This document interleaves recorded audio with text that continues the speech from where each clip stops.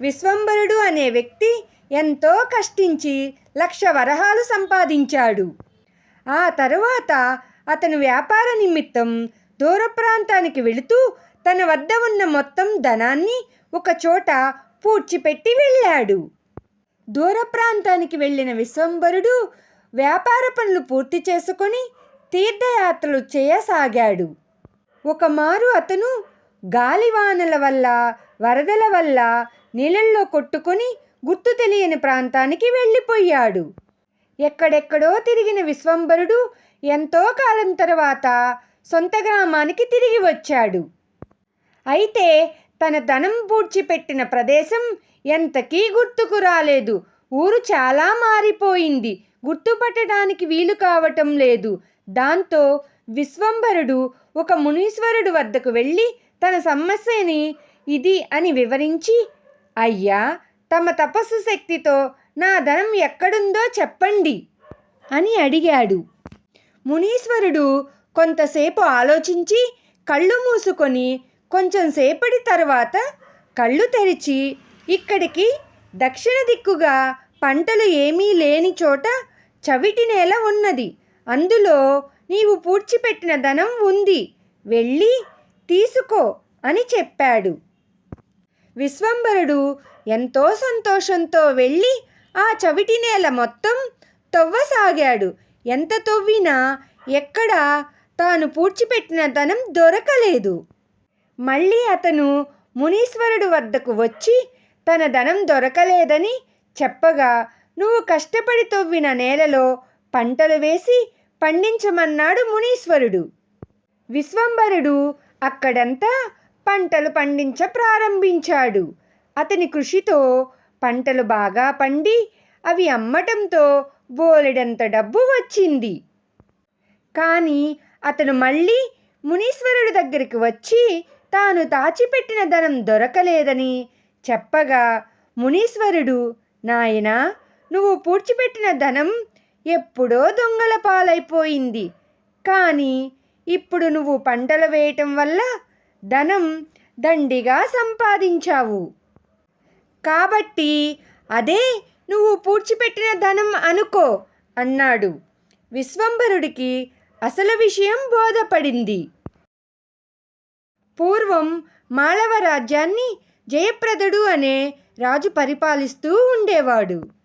అతను మిక్కిలి సోమరి. ఎప్పుడూ చదరంగం ఆడుతూ కూర్చోవడం తప్ప రాజ్యాన్ని, ప్రజల కష్టాల గురించి పట్టించుకునేవాడు కాదు. రాజు సోమరి కావటంతో ప్రజలందరూ కూడా సోమరులుగానే తయారయ్యారు. ఎవ్వరూ ఏ పని చేసేవారు కాదు. దాంతో పంటలన్నీ ఎండిపోయాయి. రాజ్యమంతా దరిద్రంతో నిండిపోయింది.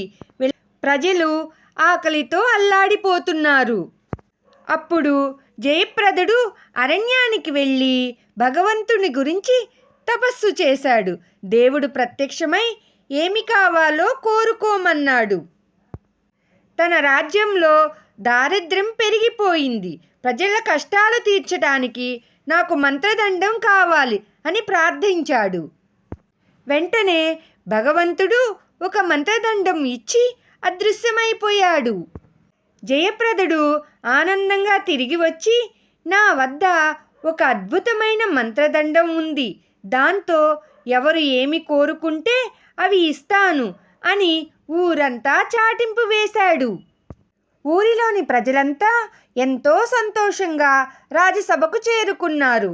రాజభటులను పిలిచి, రాజు ఇంకా రాని వాళ్ళు ఎవరైనా ఉంటే మళ్ళీ పిలుచుకురండి అని ఆజ్ఞాపించాడు. భటులు వెతుకుతూ వెళ్ళగా ఒకచోట ఒక వ్యక్తి కట్టెలను చిన్న చిన్న మోపులుగా కడుతూ కనిపించాడు. భటులు కళ్ళెర్ర చేస్తూ, రాజాజ్ఞనే తిరస్కరిస్తావా అంటూ అతనిని రాజు వద్దకు తీసుకువెళ్ళారు. కోరుకున్న వాళ్లకు కోరుకున్నవన్నీ మంత్రదండంతో ఇస్తానంటే రాకుండా కట్టెలు కొట్టుకుంటున్నావెందుకు అని రాజు ప్రశ్నించాడు. అందుకు ఆ వ్యక్తి నవ్వి, రాజా, నా మంత్రదండం నా గొడ్డలే. దాంతో కట్టెలు కొట్టి పొరుగురికి తీసుకువెళ్ళి అమ్ముకొని అక్కడ నుంచి నాకు కావాల్సిన ఆహార పదార్థాలను తెచ్చుకుంటాను. నాకు హాయిగా కాలం గడిచిపోతుంది. కష్టపడి పని చేయకుండా మంత్రదండం సృష్టించే సంపదలు నాకు అవసరం లేదు అన్నాడు వినయంగా. అతని మాటలతో రాజు వాస్తవం గ్రహించాడు. తన చేతిలోని మంత్రదండం పైకి విసిరి వేయగానే అది మాయమైపోయింది. ఆనాటి నుండి రాజుతో సహరాజ్యంలోని ప్రజలందరూ తమ శక్తి మేరకు కష్టపడి పనిచేసి సిరి సంపదలతో తులతూగుతున్నారు.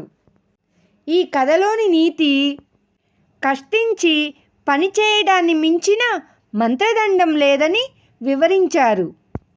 Please friends, my channel subscribe చేసుకోండి, లైక్ చేయండి ప్లీజ్.